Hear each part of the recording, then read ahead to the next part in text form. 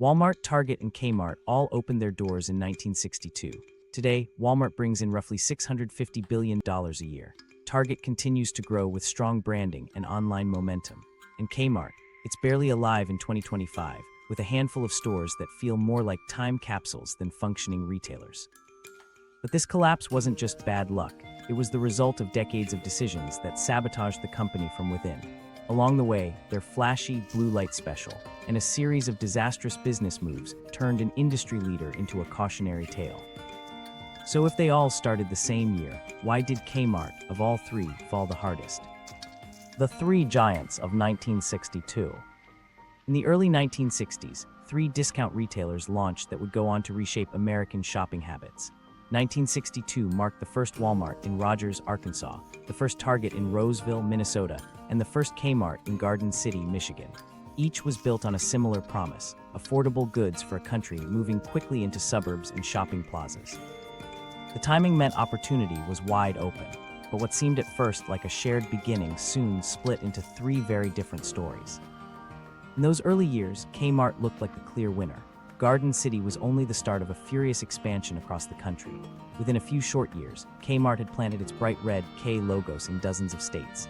Families saw the chain as a fixture of their shopping routines long before Walmart or Target became household names. By contrast, Walmart remained a cautious regional player in the South, while Target was only a modest experiment by a Minnesota department store chain. If you looked at the landscape around 1970, it was easy to assume Kmart would remain permanently on top. The irony is that Kmart's advantage came less from strategy than from speed. Backed by profits from the older SS Crest 5 and dime stores, the company had cash to spend on aggressive growth. More stores meant more visibility, and more visibility meant more revenue, or so executives believed. Rarely did they stop to think about refining efficiency, streamlining logistics, or building customer loyalty in new ways. Expansion itself became the plan. Meanwhile, behind the scenes, the competitors who looked small and slow were quietly building sturdier foundations. That contrast was sharp. Kmart raced to add locations. Walmart built lean logistics and data-driven supply chains. Target refined a brand identity for middle-class shoppers. Each path led to a different kind of strength. Kmart's giant footprint provided immediate recognition. Walmart's infrastructure meant savings could always be passed along to customers. Target's polish gave it room to climb into a niche away from bare-bones discounters. Kmart looked dominant, but the other two were practicing for a much longer game. At this stage, though, Kmart still came across as untouchable. The stores were busy, covering everything from toys to appliances. Families in suburbs, cities, and small towns alike could find one within easy driving distance. If a new strip mall was opening in the late 60s, odds were high Kmart was the anchor. The branding was loud, the lights were bright, and the aisles seemed endless compared to what competitors offered. To ordinary shoppers, it felt like Kmart was retail's unstoppable force. But the very scale that looked impressive became its vulnerability. Kmart leadership confused size with permanence. When Walmart experimented with technology, Kmart assumed customers wouldn't notice. When Target shaped its aesthetic identity, Kmart saw no reason to change. The belief was that sheer footprint made them safe, that volume alone was proof of dominance.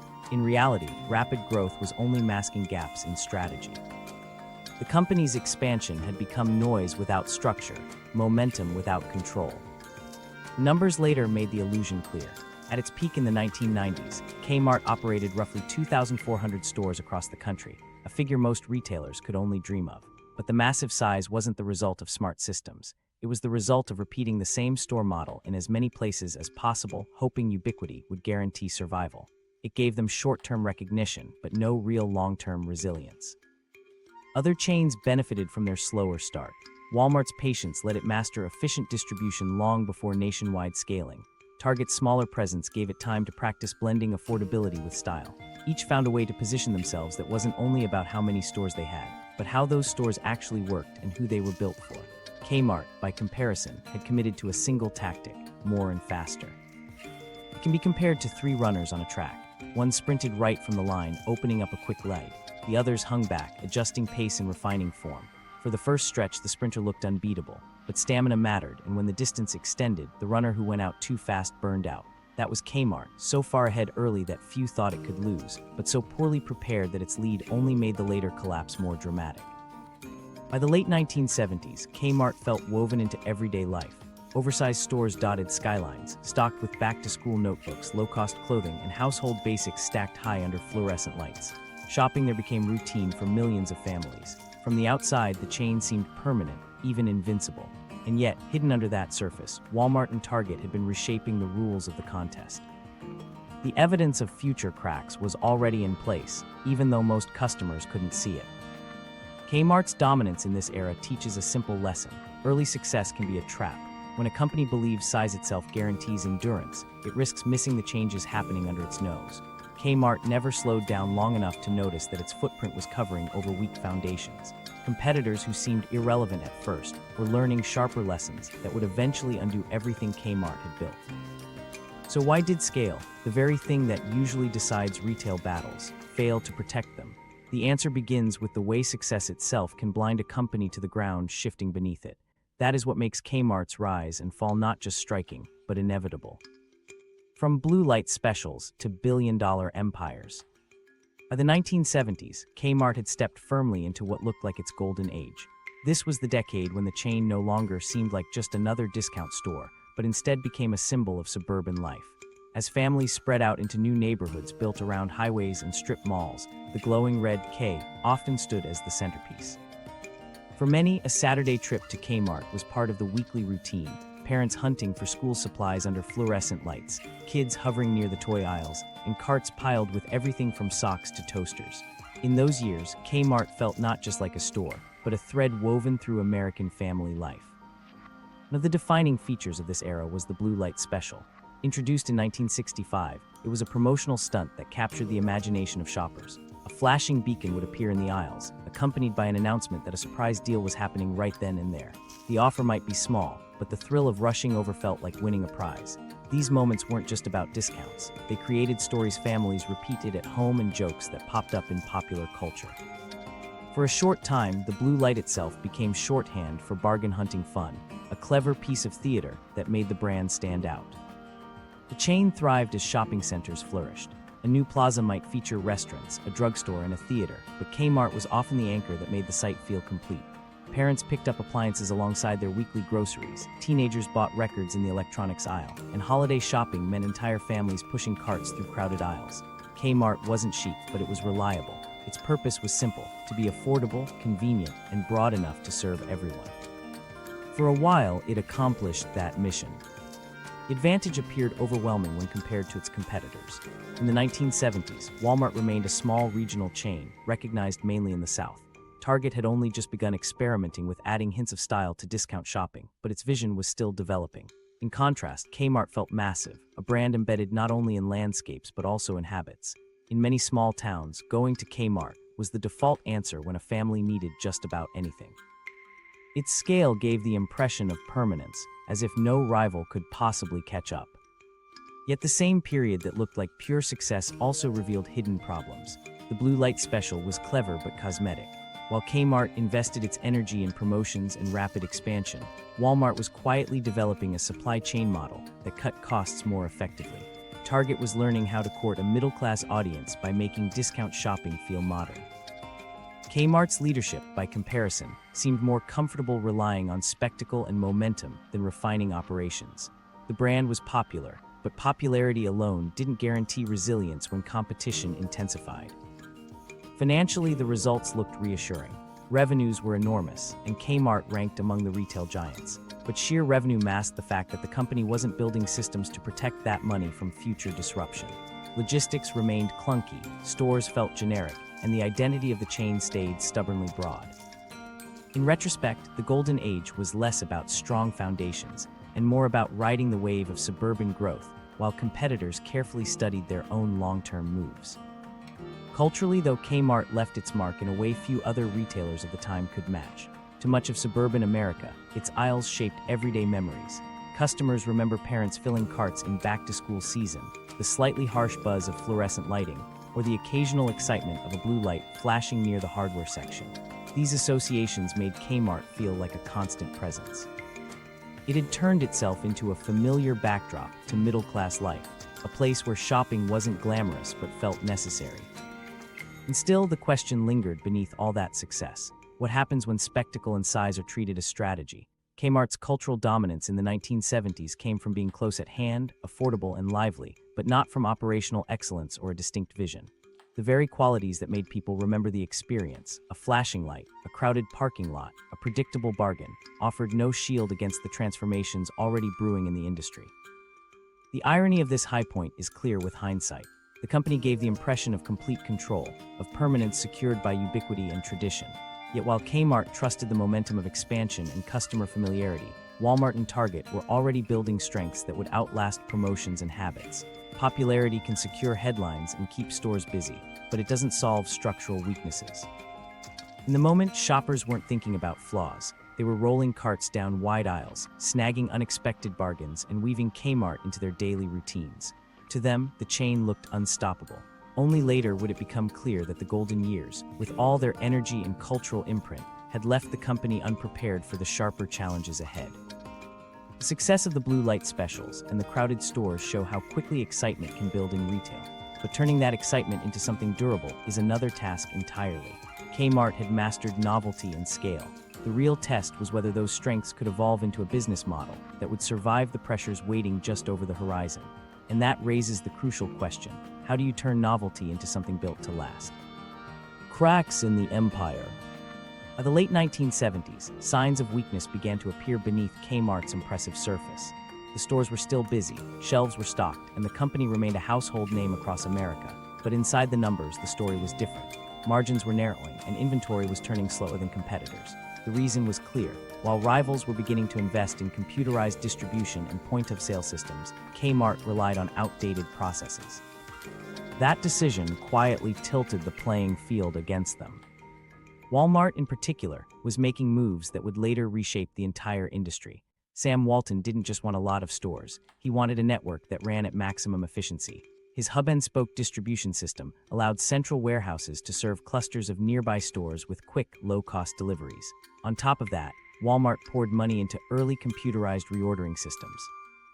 These gave managers real-time visibility into which products were selling so inventory could be replaced immediately. Faster replenishment meant shelves rarely sat empty, while lower shipping costs gave Walmart room to cut prices further. Kmart didn't keep pace. Its supply chain remained slow, bulky, and dependent on manual oversight. Shipments often arrived in the wrong quantities, leaving some aisles crowded with unsold goods while basic essentials ran out. Without modern data systems, stores couldn't adjust quickly, and senior management lacked accurate visibility into performance trends.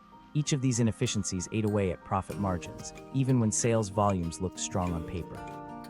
The number of stores was climbing, but the underlying operations looked increasingly fragile compared to Walmart's precision. At the same time, Target was carving its own identity. Instead of chasing Walmart's cost advantage, Target positioned itself differently, closer to a mid-tier department store, but still affordable.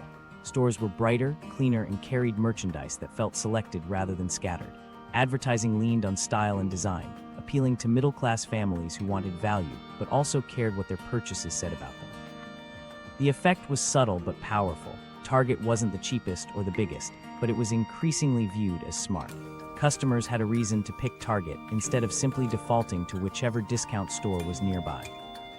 Caught between Walmart's efficiency and Target's clarity, Kmart struggled to define its purpose. Inside the buildings, the experience reflected that uncertainty. Layouts were cluttered, lighting was harsh, and interiors aged quickly. For regular shoppers, the stores still served their needs, but they didn't inspire loyalty.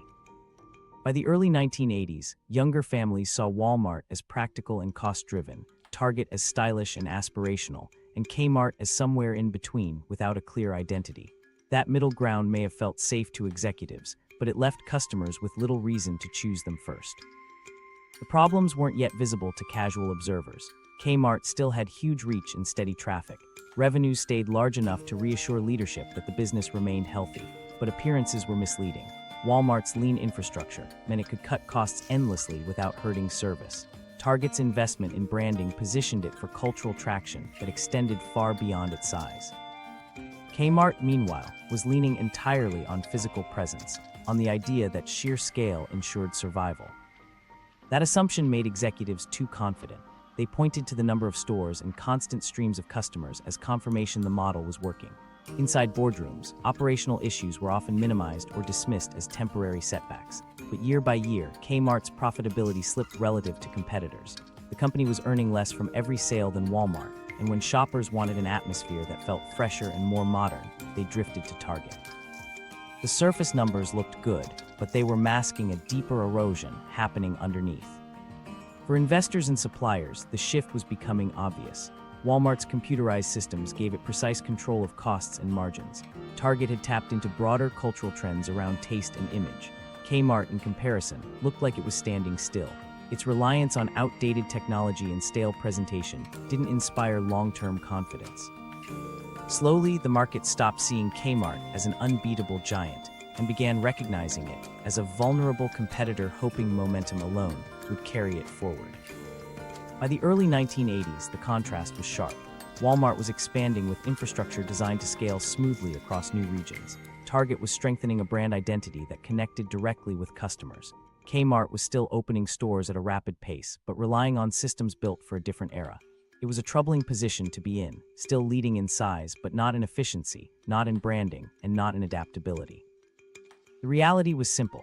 Kmart had started the race with the strongest lead, spreading stores nationwide before Walmart or Target had fully established themselves. But winning early didn't mean winning forever. What mattered was the foundation behind the growth. Walmart built one of the most advanced retail distribution systems in the country. Target built a brand with cultural appeal. Kmart built size and very little else. So while the empire looked unshakable from the outside, the inside was already fraying, and those weaknesses didn't go away in the decades ahead. In fact, they became more damaging when Kmart made the choice to stretch even further rather than focusing on fixing the problems at its core. The cracks were spreading, and instead of repairing them, leadership looked outward for new opportunities. Kmart had the head start, but not the infrastructure. The diversification disaster. By the 1980s, Kmart carried the weight of a national presence that seemed impossible to shake. Store counts were still climbing, revenue looked strong, and many saw the company as one of the most permanent fixtures in American retail. But instead of using that position to modernize its operations or repair the inefficiencies already eating steadily into margins, Kmart's leadership turned its attention outward. The result was a wave of acquisitions across industries that had little connection to running discount department stores. What appeared bold on paper only distracted the company from the work most essential to its survival. The list of purchases shows just how far the chain strayed. During this period, Kmart acquired Walden Books, Builders Square, the Sports Authority, Borders, and later even invested in OfficeMax. Each deal seemed like an attempt to spread influence across every corner of consumer spending. Families bought books, home improvement supplies, sporting goods, and office products, so why not own the chains that would capture all of them?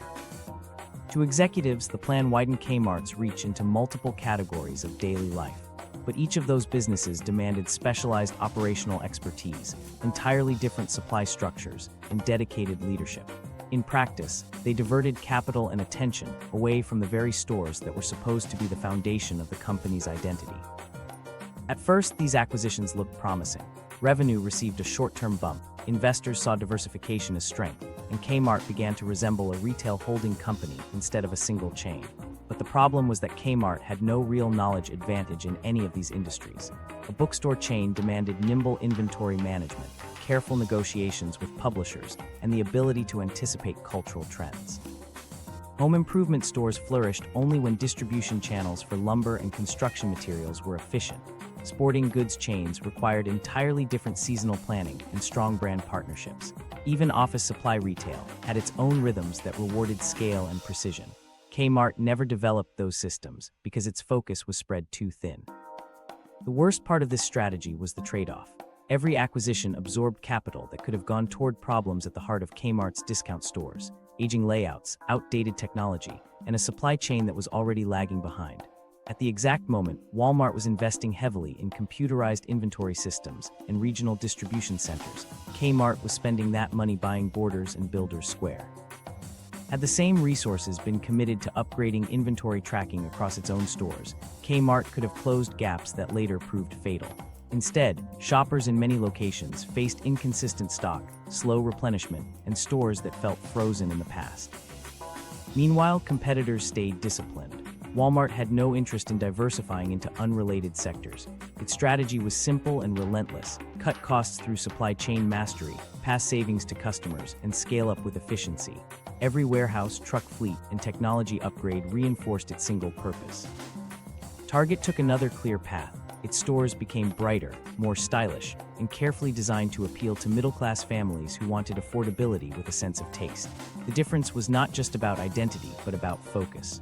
While Walmart and Target doubled down on their models, Kmart was busy managing businesses that did nothing to strengthen its core. The short-term positives from diversification quickly faded into long-term weaknesses. Borders required leadership that could navigate a shifting media industry, but Kmart neither had the patience nor the ability to guide it. Builders Square never developed the brand recognition that Home Depot or Lowe's achieved in home improvement. Sports Authority, absorbed into Kmart's portfolio, needed ongoing reinvention to stay relevant against specialty competitors. Together, these acquisitions demanded time and resources, while neglect in Kmart's discount stores only deepened. When customers walked into Kmart through the 1980s and 1990s, they often faced cluttered aisles, dim lighting, and outdated merchandise organization. Low prices weren't enough to mask the reality. The brand looked tired, while Walmart looked competent and Target looked modern. The real cost of this expansion wasn't simply financial, it undermined the company's identity. Internally, Kmart operated less like a discount retailer striving to improve and more like an unfocused collection of mismatched personalities. Externally, customers sensed the drift. Walmart became synonymous with value. Target became known for accessible style. Kmart, once the leader, blurred into irrelevance. Shoppers couldn't articulate what it stood for anymore, beyond being the store you went to when neither of the other two chains felt right. That lack of clarity hurt worse than any single failed purchase. This period reveals how dangerous it is to confuse activity with progress. Diversification made Kmart look more powerful, but the surface success masked a hollow core. Each new acquisition created the appearance of future potential, without resolving the real inefficiencies dragging down the main engine of profitability. Investors saw the number of companies under Kmart's control, not the absence of reinvestment in the chain that mattered most to everyday families. As the 1990s approached, the cost of that neglect became clear. Kmart had more than enough chance to choose a different course. With strong revenues and national footprint, it could have prioritized modern systems, remodeled stores, and a sharper brand image. Instead, the leadership chose a strategy that scattered attention across second-tier experiments, none of which built lasting advantage. One by one, those peripheral businesses struggled or were sold off, leaving Kmart weaker than before. By the time investors recognized that the empire of acquisitions had not added real strength, Walmart and Target were already far ahead in both infrastructure and identity. The consequence was not just wasted money, but wasted years. Critical technology upgrades that might have given Kmart flexibility were postponed. Store conditions suffered, customer loyalty eroded, and each acquisition further delayed the reckoning inside the core business. In hindsight, the diversification strategy looks less like bold ambition and more like willful avoidance of the harder task, admitting the stores themselves were no longer competitive. The opportunity cost was devastating. The money spent on Walden Books and Builders Square could have modernized Kmart's inventory systems nationwide, reducing stockouts and creating the kind of real-time data advantage that allowed Walmart to dominate. Even modest upgrades could have bought Kmart more time to adapt. Instead, what should have been investments in resilience became distractions. By the time leadership began to face these shortcomings, the competitive environment had already changed. Walmart had matured into a price-cutting machine with technology to back it. Target had secured its identity among suburban shoppers looking for affordable polish. Kmart, caught between them, had not strengthened either its image or its infrastructure. The acquisitions did not just fail, they eroded the very position Kmart had once held.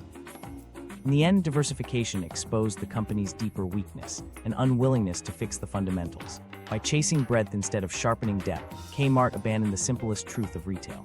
Customers care less about how many different categories a company can touch than about whether the stores they visit deliver value, clarity, and consistency. Kmart ignored that truth until it was too late. The fallout set the stage for an even more dangerous decision.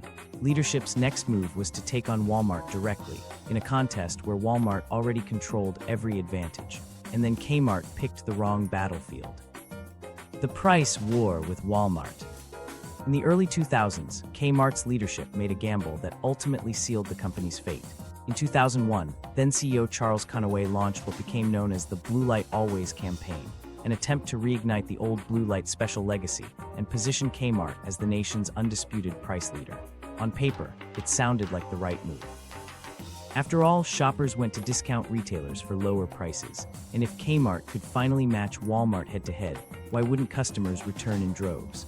But the basic flaw was that this strategy challenged Walmart precisely in the space Walmart had spent decades fortifying.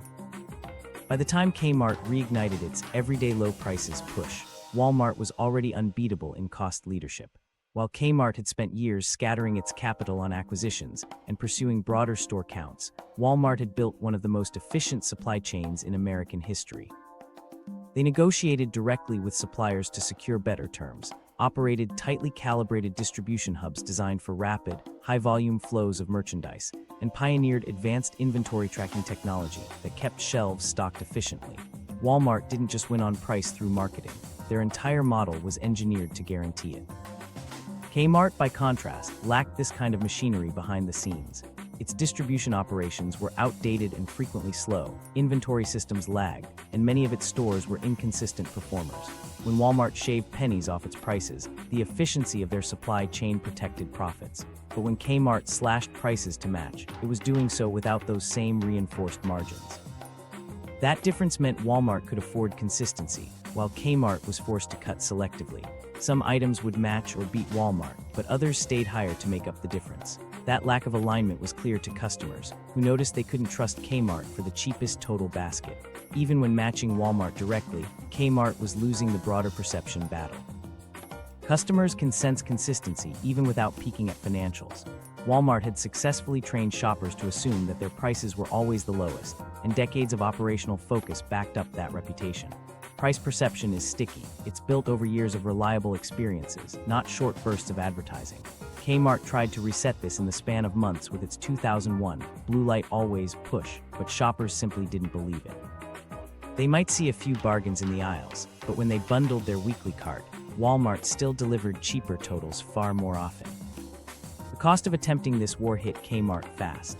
Lowering prices cut into already thin margins, and because Kmart's costs were higher, each price cut dug deeper holes in the balance sheet. Stores that were already struggling to deliver profits suddenly became financial drains.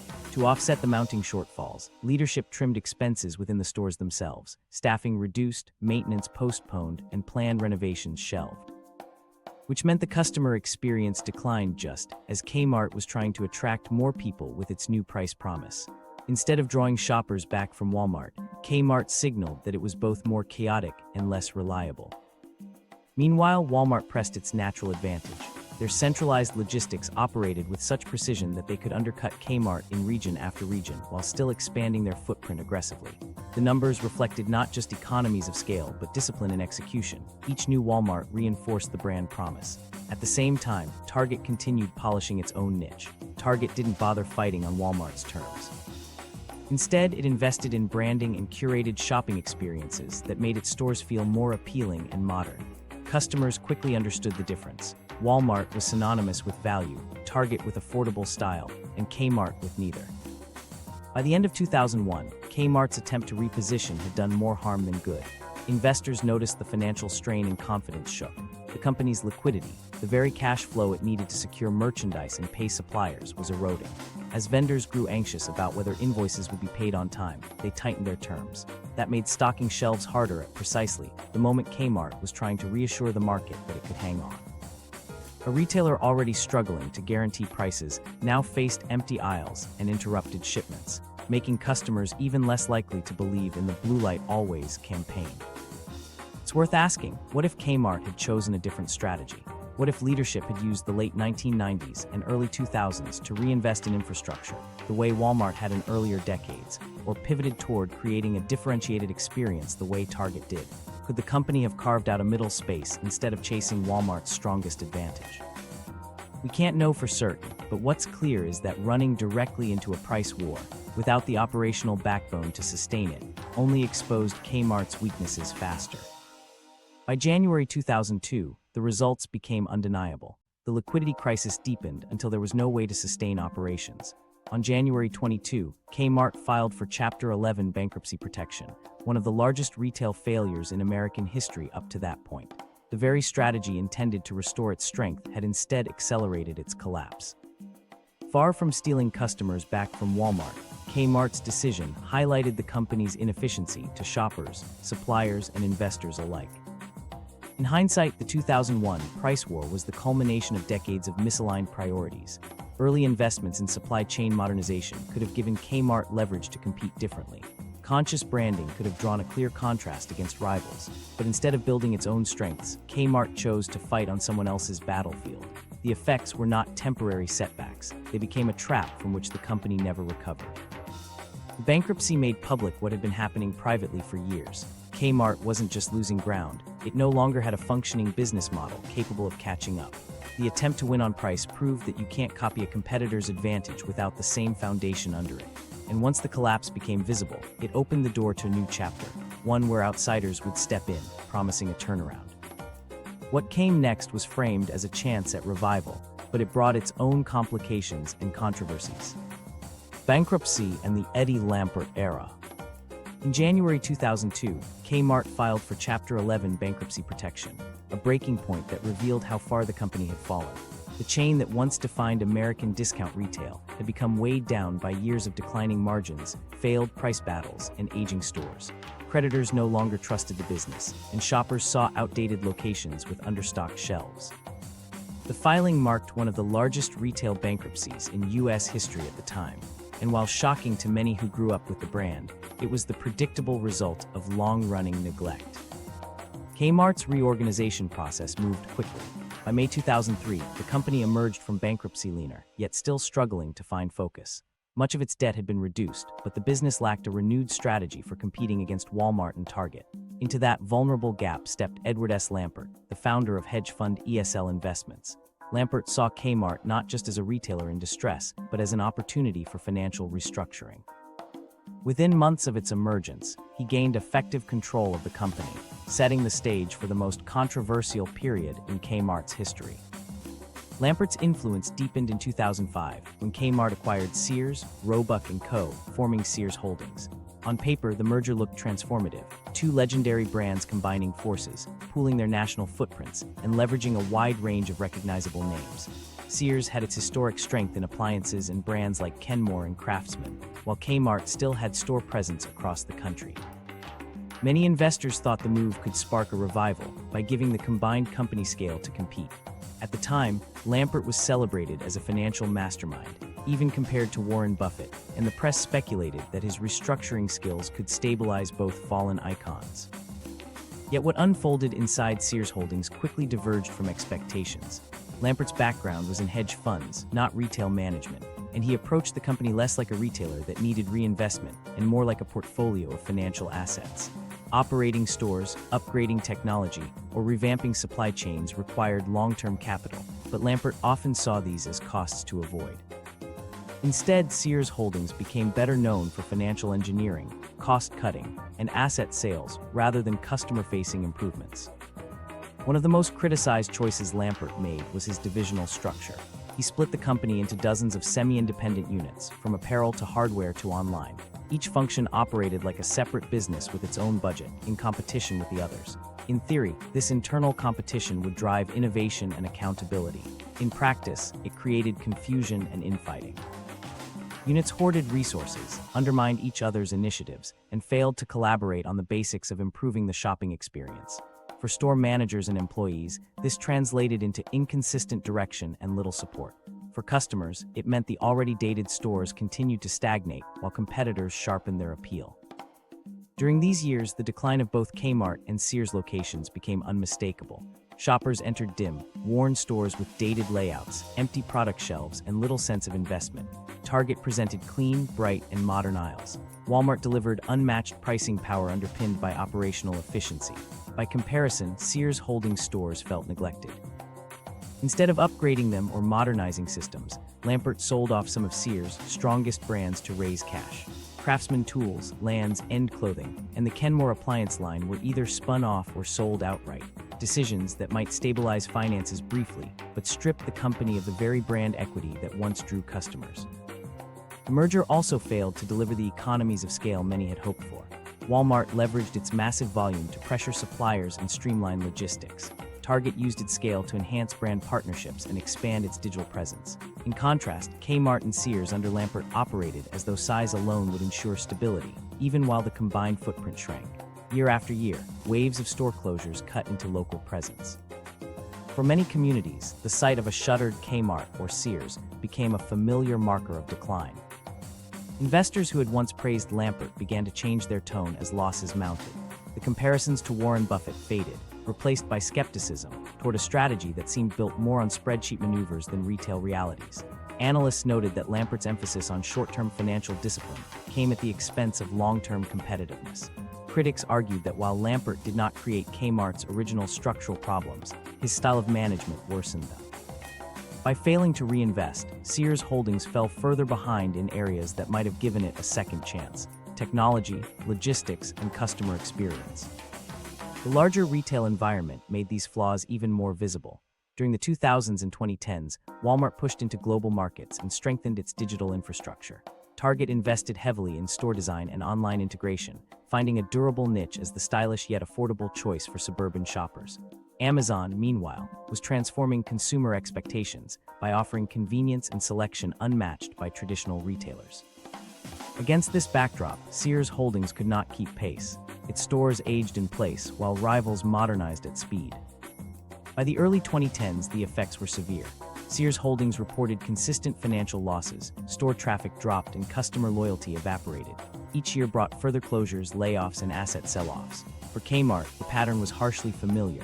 The bankruptcy had stripped away its former dominance, and now the merger that was supposed to give it a second life delivered only managed decline.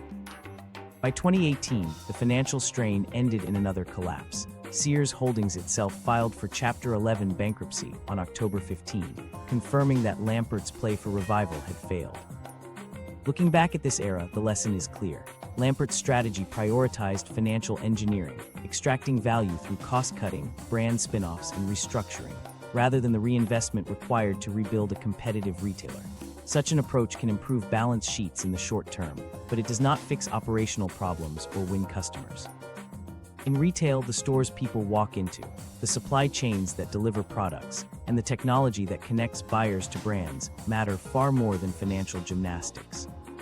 By the late 2010s, both Kmart and Sears had become shadows of themselves. Vast store counts shrank to isolated remnants, and brand names once central to American shopping were reduced to footnotes. Where Walmart and Target had chosen strategies that reinforced their long-term positions, Sears Holdings provided a case study of how neglecting customers in favor of financial decisions can erase even the most iconic companies. For Kmart specifically, the Lampert years cemented its decline beyond recovery. Bankruptcy had weakened the company, but poor management after its reorganization ensured it could never regain its footing. The combination with Sears added scale but not strength, and the decision to cash out key assets left both chains hollow. By the end of this period, Kmart stores remained largely as symbols of what once was, not of what could be. This sequence underscores the importance of leadership priorities. Financial engineering can sustain appearances for a time, but without operational reinvestment and vision, even household names lose relevance. Kmart's story in the Eddie Lampert era shows how bankruptcy can be survivable, but mismanagement afterward can erase any chance of revival.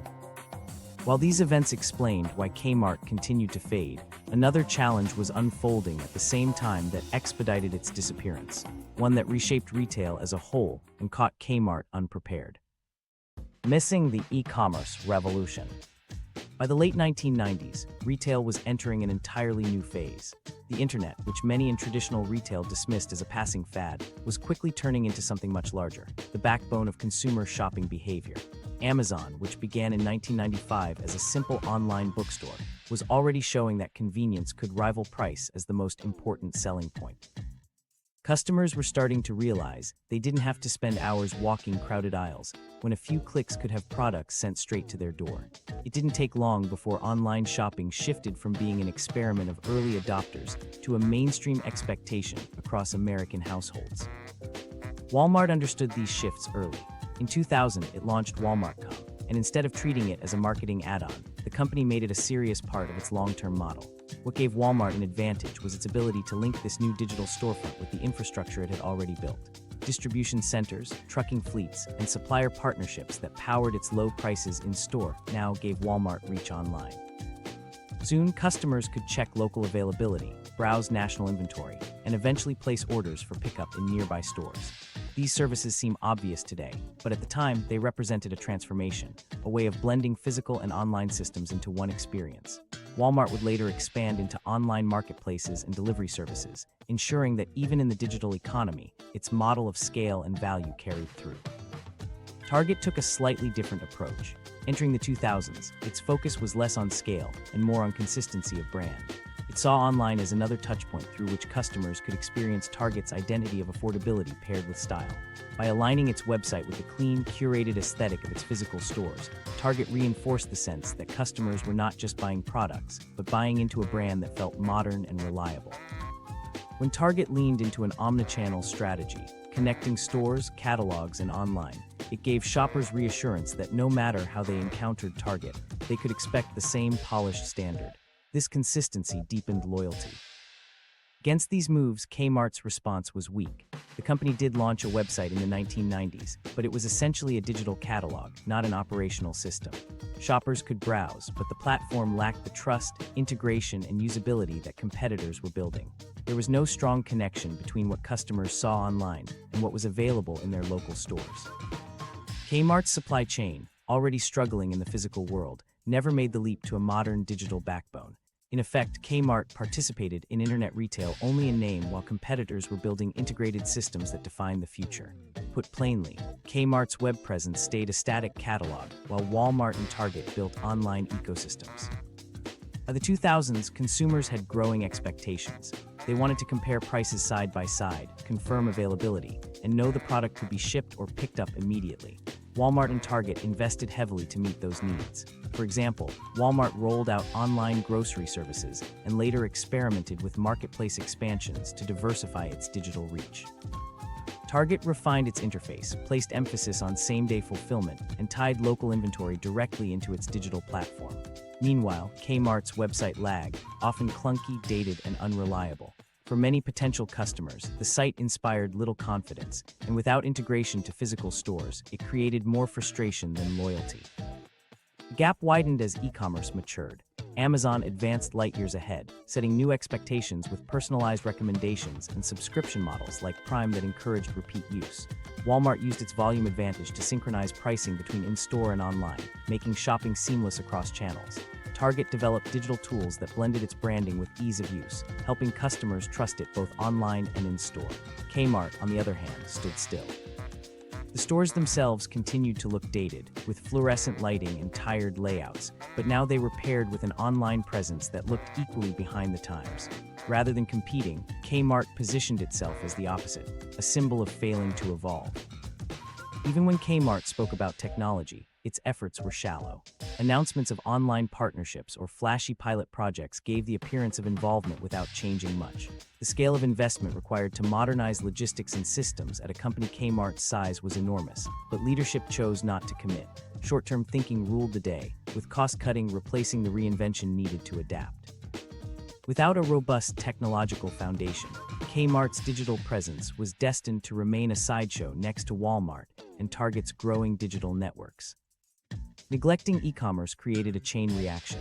Beyond losing shoppers seeking convenience, Kmart's lack of digital strategy hurt its relationships with suppliers.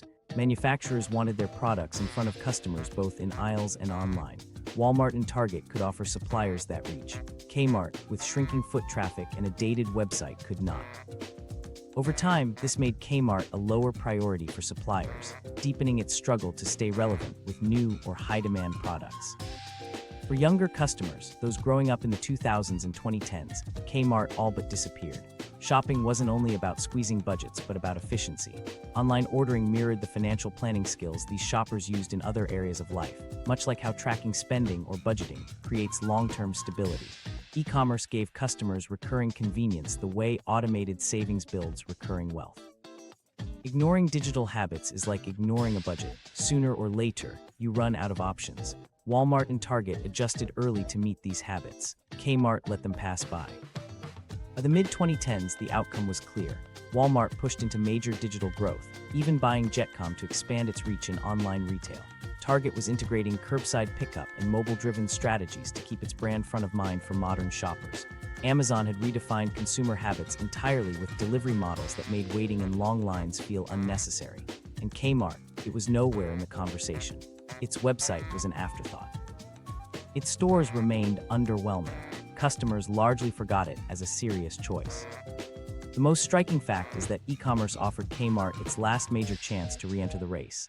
With a wide store footprint, Kmart could have repurposed locations as local distribution hubs for online orders. It could have used digital tracking to fix the long-standing weaknesses in inventory. It could have refreshed its tired brand to appeal to a new, tech-driven generation. But Kmart did none of this.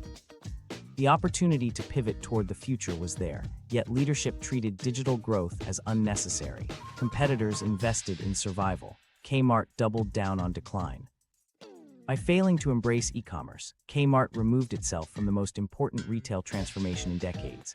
What could have been its lifeline became the knockout blow. And once that digital gap locked in, the result for Kmart was not a slow struggle to compete but a steep slide into irrelevance.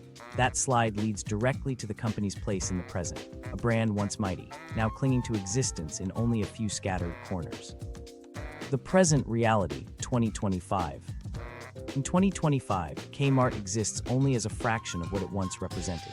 At its peak in the mid-1990s, the company operated more than 2,000 stores across the United States and employed hundreds of thousands of workers. That scale once gave Kmart a near-permanent presence in the retail landscape. But by late 2024, that empire had collapsed into a few scattered remnants. The last full-size U.S. mainland store, located in Bridgehampton, New York, shut its doors in October 2024. What survives today is a small store in Miami, along with a handful of locations overseas in Guam and the U.S. Virgin Islands. For a name that once dominated the suburbs, these survivors are reminders, not major players. Visiting one of the few remaining stores in 2025 is less like shopping at a modern retailer and more like walking into a time capsule. Aisles show their age, with dated signage, dim fluorescent lighting, and decor that seems locked in the 1980s. Shelves are inconsistently filled, and product selection is shallow compared to any larger competitor. Customers who step inside often describe the trip as surreal, part retail errand, part museum visit. It feels nostalgic, but not functional. These stores attract curiosity more than loyalty, drawing in former customers who remember the brand from childhood and occasional visitors who want to see what's left of a fallen retail empire. The gulf between Kmart and its one-time rivals demonstrates how far the chains have diverged since 1962. Walmart has become a global juggernaut with revenues around $650 billion a year, extending its reach into groceries, logistics, healthcare services, and digital retail. Its stores are not just places to buy necessities, but nodes in a highly efficient network that marries physical and online platforms. Target, while smaller, has also thrived by crafting a specific identity: affordable products housed in clean, modern stores that align seamlessly with an equally polished online presence. Together, Walmart and Target compete with each other for dominance across markets, while Kmart no longer even registers in the contest. The contrast is not only about financials, but about perception. For much of the 20th century, Kmart embodied discount shopping. Today, it barely has enough physical stores to remind the public it exists. A customer in Chicago, Dallas, or Los Angeles might go years without seeing the brand at all. For anyone born after 2000, Kmart is often encountered only through stories, internet nostalgia pieces, or photographs of shuttered locations. Where Walmart and Target updated themselves to maintain cultural visibility, Kmart allowed itself to fade until relevance was lost. The scale of disappearance makes the decline remarkable. Many retailers have closed stores or reorganized, but few have fallen so completely from national consciousness. Kmart did not simply downsize to a smaller, stable chain. It oversaw a collapse that left a few isolated stores scattered across the map, operating without the resources, technology, or customer base to make a meaningful impact. On a retail map of the United States today, Kmart is less a chain than a curiosity.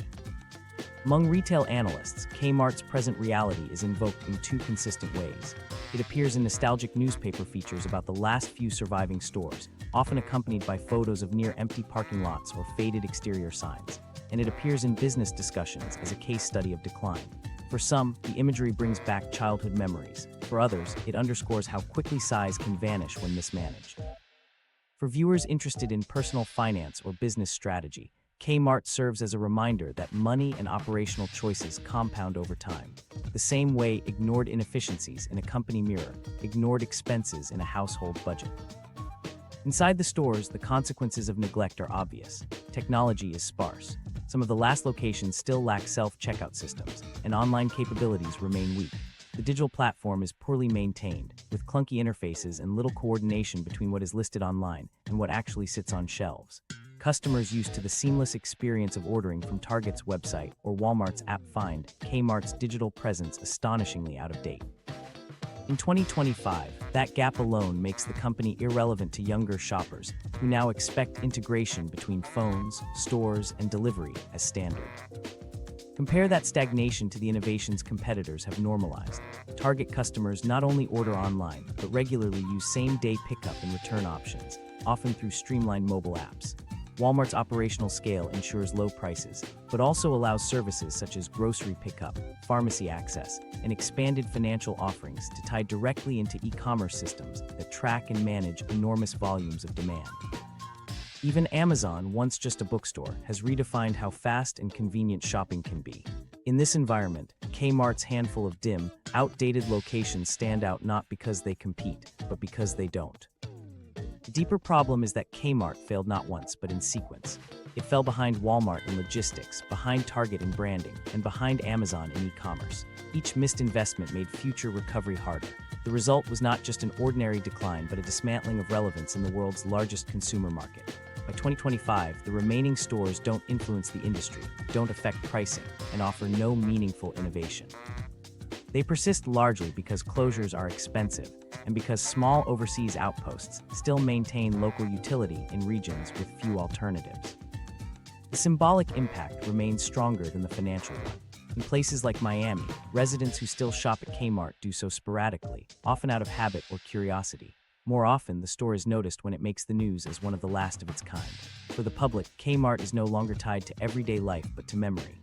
Its decline is similar to seeing a familiar local landmark crumble, visible enough to stir nostalgia, but no longer central to daily routines. This lingering presence, however faint, brings forward the larger lesson. Walmart proves the power of building infrastructure as a foundation. Target proves the value of crafting a distinct customer identity. Kmart proves that failing to choose and maintain a clear path leaves a business vulnerable from every side. That's why today, its name is spoken more in case studies than in shopping conversations. For many, Kmart is a childhood memory. For those watching retail trends or managing businesses, it is also a cautionary tale. Size means little when efficiency, identity, and adaptability aren't present. As of 2025, what remains of the brand contributes almost nothing measurable to the retail economy. Walmart sets the pace of global commerce. Target remains a destination that merges affordability with style. Amazon continues rewriting what convenience means. Kmart, in comparison, floats on as a legacy brand with almost no leverage left. It is not technically gone, but in all the ways that matter, it no longer participates in the race. For customers, its survival has little practical effect. Shopping needs are met by stronger competitors. Local economies don't hinge on its remaining stores. And yet, the mention of Kmart still triggers interest, precisely because its collapse was so complete. That reputation gives it lasting symbolic weight, even when financial weight has vanished. Its presence is now about memory, warning, and contrast. What happens when opportunity is squandered and adaptation is delayed for too long. The story of Kmart in 2025 is not just about a brand that lingered past its expiry date. It's about what repeated failure to focus can mean for any business. Stores that once anchored suburbs are now reduced to footnotes. Decisions made decades ago echo today in the empty aisles of Miami and the remaining outposts in Guam and the U.S. Virgin Islands. For analysts, entrepreneurs, and everyday shoppers alike, there is a clear lesson. Decline always begins with choices. Scale might protect for a time, but without clear priorities, it erodes faster than anyone expects. And that perspective leads to the next step, turning Kmart's collapse into usable guidance. If you manage money, build a business, or simply want to avoid the same mistakes in your personal finances, its downfall offers specific lessons worth remembering. What retailers can learn. What Kmart proves most clearly is that survival in retail depends less on how large you are and more on knowing exactly what you stand for. When every major discount chain started in 1962, they had different ways to grow. Walmart focused on logistics and operational rigor. Target built a brand identity grounded in making discount shopping feel modern and stylish. Kmart spent that same period chasing side projects and diversions. The result wasn't just a weaker business, it was a failure of focus that left them vulnerable when market conditions shifted. There are 4 lessons today's companies can draw directly from that contrast. Each connects to the decisions retail leaders make, but also maps to choices households face in managing their own money. Kmart ignored them all, and the price was collapse. The first lesson: identity matters more than size. Walmart promised customers low prices every day and built their entire company around keeping that promise. Target promised shoppers affordable goods with design credibility and met that promise through store layout, brand partnerships, and presentation. Kmart never offered a clear promise. It tried to be cheap without being the cheapest, reliable without being distinctive, broad without being curated. That vagueness meant customers couldn't explain why they should choose Kmart over anyone else. In personal finance, the equivalent mistake is never deciding what your financial priorities are, spending a little on everything, saving without goals, investing without clarity. Just as Kmart floated without an identity, scattered personal spending leads to the same outcome: visible effort but no progress. The second lesson: invest in operations, even when customers don't see it. Walmart's edge wasn't just its prices, it was the sophisticated hub-and-spoke warehouse network and computerized ordering systems that let those prices hold steady. By the mid-1980s, Walmart could replenish inventory quickly and cheaply across its stores, staying lean where others lagged. Kmart treated distribution upgrades as optional and never built that infrastructure. Its shelves stocked unevenly, its systems reported slower, and over time customers noticed the difference in consistency. In personal finance, this is budgeting and automation. You may not see the benefit immediately, but setting up systems to track income and expenses or automating savings is what actually keeps finances healthy.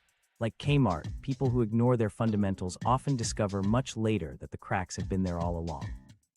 The third lesson: avoid distractions that drain your resources from the core of your business. Kmart's spree of acquisitions, from Walden Books to Builders Square to Sports Authority and Borders, looked ambitious but took capital, attention, and time away from the discount stores that were supposed to drive results.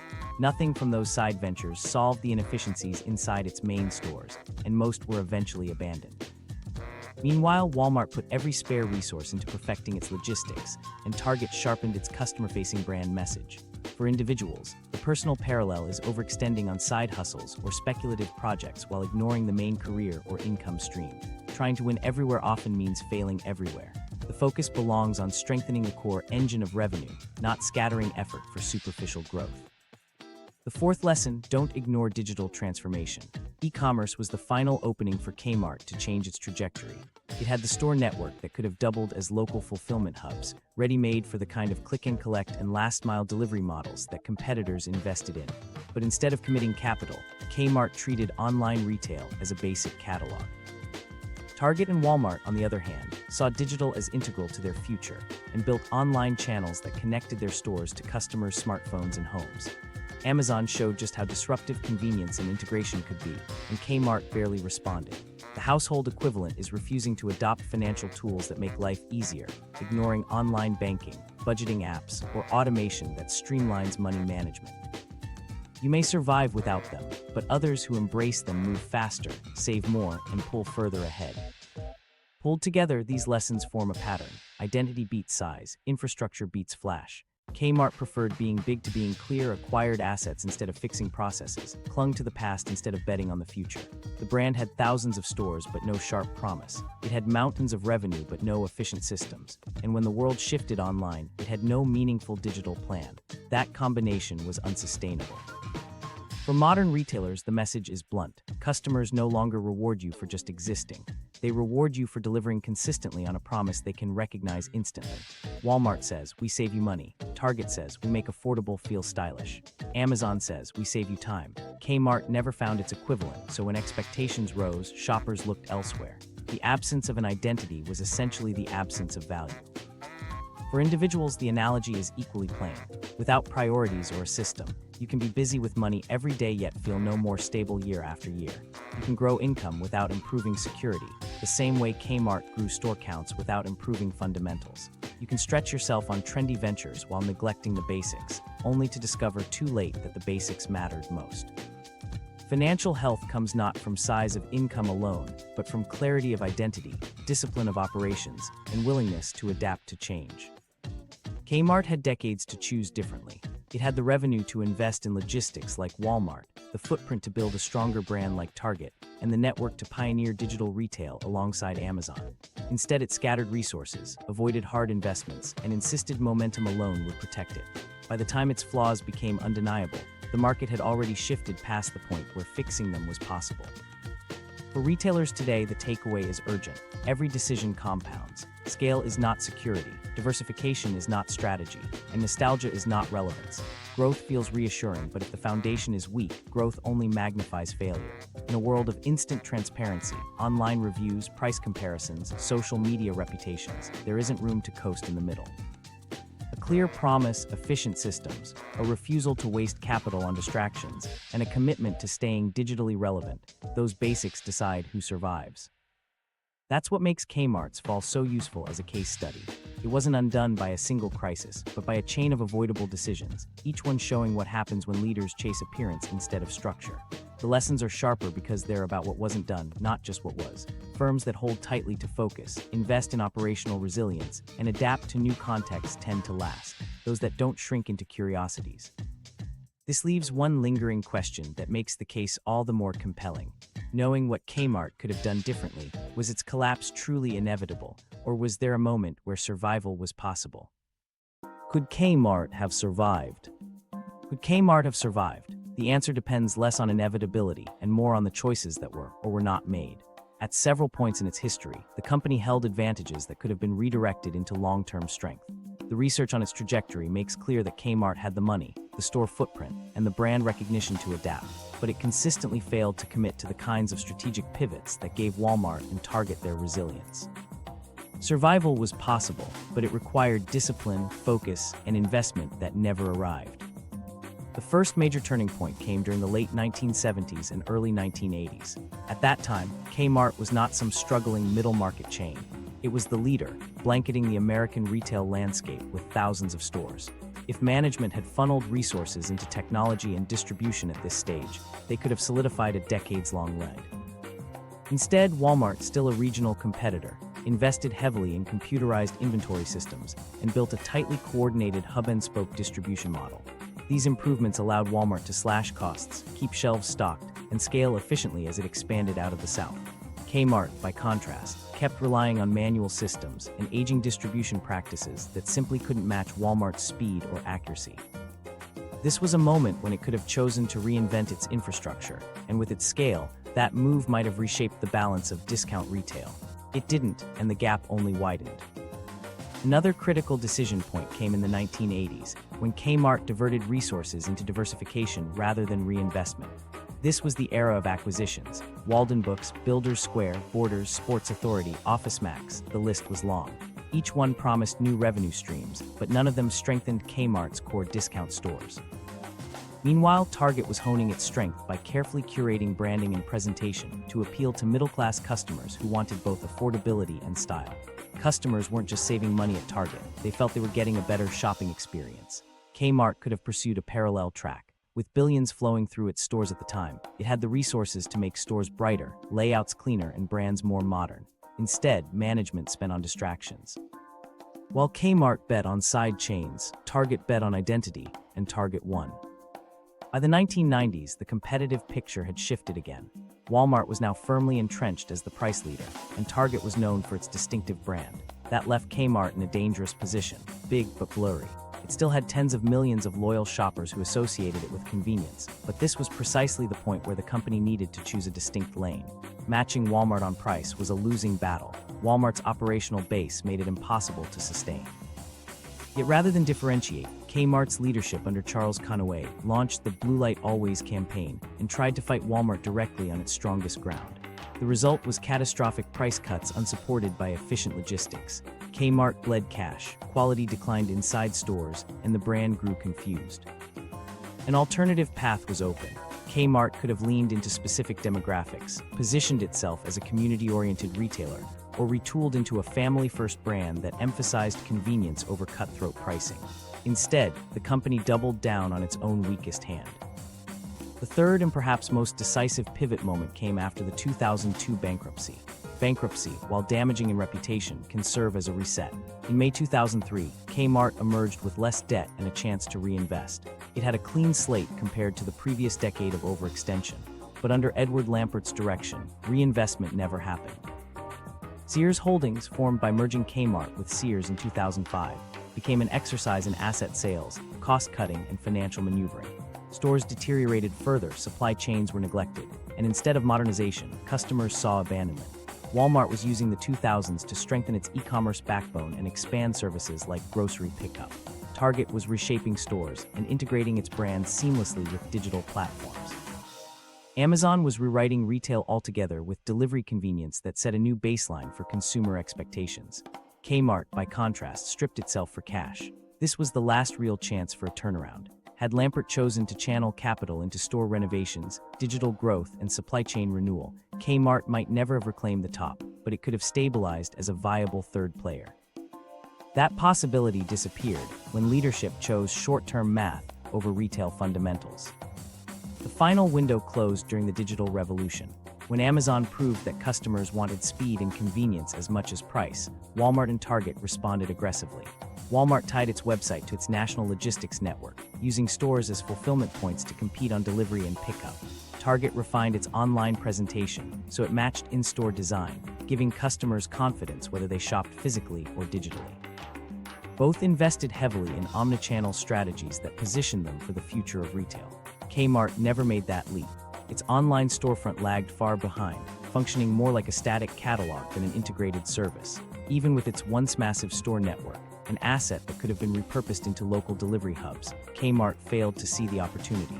That decision sealed its irrelevance in the modern retail economy. Some argue that Kmart's culture doomed it from the inside out. Leadership was slow to adapt, distracted by acquisitions, and overly reliant on past dominance instead of future investment. Critics point out that even if the capital had been there, the organizational mindset rewarded appearances, store counts, quarterly sales boosts, rather than foundational upgrades. On this view, survival was unlikely, because reinvention would have demanded not just money, but a culture shock that never materialized.